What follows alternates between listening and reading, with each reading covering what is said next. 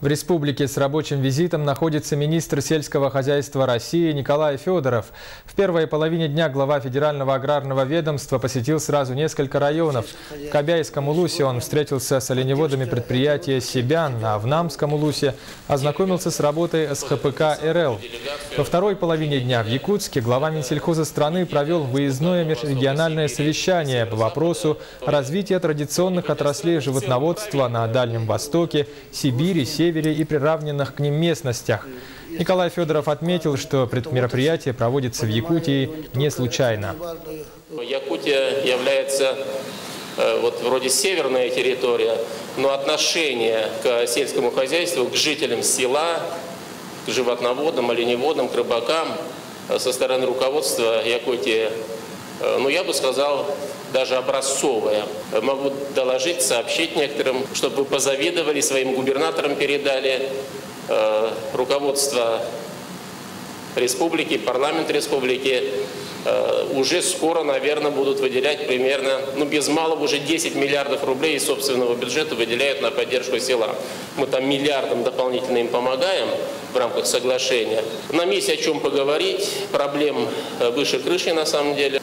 Здесь собрались специалисты, я рассчитываю на то, что наши директора департаментов, ведущие ученые, специалисты, представители отраслевых союзов скажут свое слово, когда мы встречаемся с вами непосредственно на конкретных участках, на конкретных стойбищах и общаемся с конкретными бригадирами, их помощниками, то что хорошо, более объективно, интересно и более живо и выразительно мы видим наши общие решения, которые вроде бы для страны в целом правильные, а когда их адаптируешь или приземляешь, экстраполируешь на особенности Чукотки, Якутии, Ненецкого автономного округа, Амурской области, то получается, что не совсем так, как видится из Москвы, даже очень умному, сильному специалисту.